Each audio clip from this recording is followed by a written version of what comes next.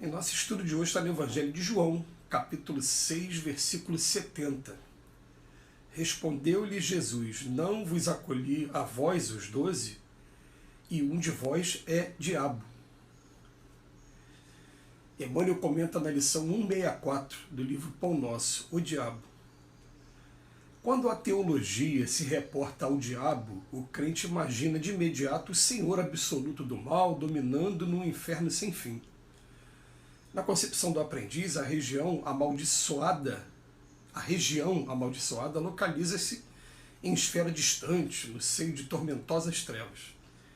Sim, as zonas purgatoriais são inúmeras e sombrias, terríveis e dolorosas. Entretanto, consoante a afirmativa do próprio Jesus, o diabo partilhava os serviços apostólicos, permanecia junto dos aprendizes, e um deles se constituíra em representação do próprio gênio infernal. Basta isso para que nos informemos de que o termo diabo não indicava no conceito do mestre um gigante de perversidade, poderoso e eterno no espaço e no tempo. Designa o próprio homem quando algemado às torpitudes do sentimento inferior. Daí concluirmos que cada criatura humana apresenta certa percentagem de expressão diabólica na parte inferior da personalidade. Satanás simbolizará então a força contrária ao bem. Quando o homem o descobre no vasto mundo de si mesmo, compreende o mal, dá-lhe combate, evita o inferno íntimo e desenvolve as qualidades divinas que o elevam à espiritualidade superior. Grandes multidões mergulham em desesperos seculares porque não conseguiram ainda identificar semelhante verdade. E comentando esta passagem de João, somos compelidos a ponderar. Se entre os 12 apóstolos um havia que se convertera em diabo, não obstante a missão divina do círculo em que se destinava à transformação do mundo, quantos existirão em cada grupo de homens comuns na Terra? Vamos lá, gente, esse estudo é um estudo bastante interessante e é um estudo que a gente tem sempre que estar com um pouquinho, vamos botar assim, um pouquinho mais aberto às novas ideias, para entender, em primeiro lugar, a palavra diabo, ela não é um substantivo, ela é um adjetivo. Adjetivo, aquilo que qualifica a pessoa. Ela não é uma personalidade.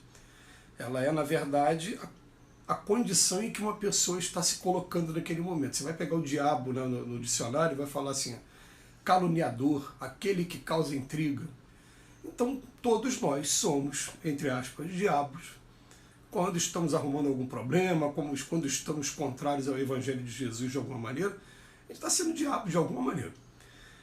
Mas a teologia criou a figura, né, de ter uma personalidade e uma autoridade do mal que ela, vamos dizer, não é sem justificativa essa criação, porque cá para nós, a gente que é espírita, a gente vai pegar os livros espíritas e a gente vai tomar conhecimento de algumas regiões purgatoriais, como ele disse ali, regiões de sofrimento, e que nessas regiões de sofrimento vai ter sempre a descrição de que tem alguém ali que manda, que é uma autoridade máxima e também que é uma autoridade que é temida.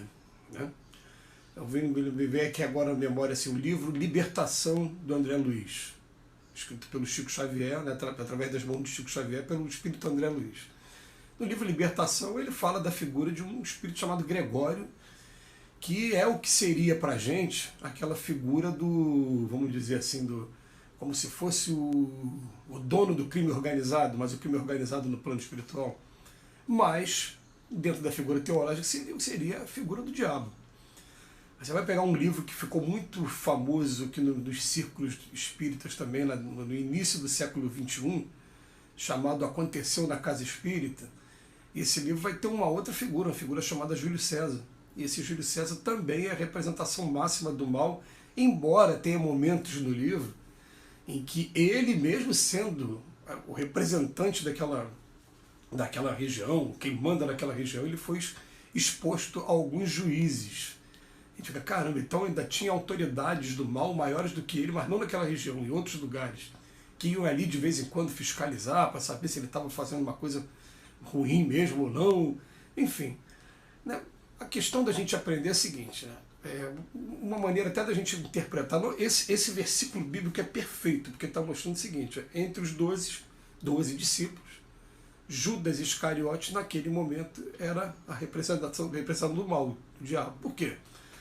A gente conhece a história de Judas. Judas era o mais politizado de todos os discípulos. Quando viu que Jesus secou a figueira, porque a figueira estava infértil, não dava mais fruto, estava infértil, né? O que acontece?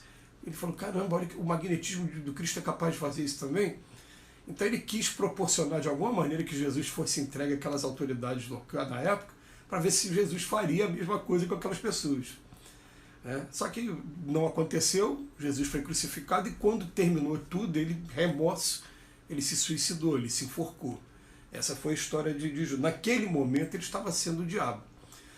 Mas a gente convida também, fora esse versículo aqui do Evangelho de João, no Evangelho de Mateus, se não me engano, no capítulo 4 do Evangelho de Mateus, se não for no 4, é logo no 3, fala sobre a tentação de Cristo. Quando vai falar da tentação de Cristo, o texto evangélico utiliza 3 palavras diferentes para a mesma coisa. Ele fala, disse o diabo. Aí vem uma tentação, das 3 tentações. Depois falou Satanás. Depois tentador. Ele usou 3 palavras diferentes para dizer a mesma coisa. Diabo, Satanás e tentador. Em momento algum, gente, vocês vão encontrar, é um trabalho de pesquisa, né? Procurem encontrar em algum lugar das Escrituras dizendo que o diabo é o representante máximo. Não existe, né? E ele vem falar aqui pra gente, né? Muitos aprendizes, né, na verdade, eles não conseguiram entender até hoje, e inclusive acham que essa zona purgatorial ela fica num determinado lugar. Não, ele fala, são várias regiões de sofrimento por aí, várias, terríveis e dolorosas, sombrias, isso existe mesmo, com a diferença de que, vamos colocar uma coisa na cabeça, o inferno não é eterno, gente, porque se o inferno fosse eterno, que justiça teria nas leis de Deus? Ainda mais um Deus que é amor puro. Se a gente não consegue imaginar um filho nosso condenado eternamente, e as mães que passaram por essa prova terrível, em momento nenhum abandonaram seu filho, continuaram visitando em presídios, em hospitais, aonde fosse, o tempo todo por conta do amor. Você imagina um pai vai colocar um filho eternamente? Não, o tempo que a gente fica nessas regiões purgatoriais de sofrimento é o tempo necessário a você compreender o mal que você fez, se arrepender, espiar também, passar um tempo até você reparar o mal que você fez. Reparou o mal que você fez? Ou melhor, você já se arrependeu, já tem a chance de sair dali para começar a reparar o mal. Reparou o mal, a tua consciência fica tranquila, porque na verdade a gente vai descobrir que todo mundo foi criado espiritualmente da mesma maneira e todo mundo está aprendendo, está sendo um aprendizado. Então todo mundo comete erro, quem não comete erro nesse mundo?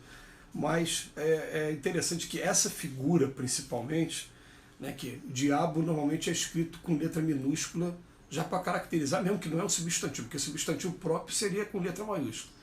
Mas a palavra Satanás, ela já é com letra maiúscula. Então as pessoas pensam o seguinte, né? Essa é mesmo a personalização mesmo, uma autoridade e tal. Mas todas essas palavras, na verdade, são adjetivos e nós temos aqui na Terra ainda uma parcela de sombra ainda. Ninguém é luz o tempo todo. Então, esse texto aqui do Evangelho de João, quando fala, Jesus fala, não vos escolhi a vós, os 12, entretanto um de vós é o diabo.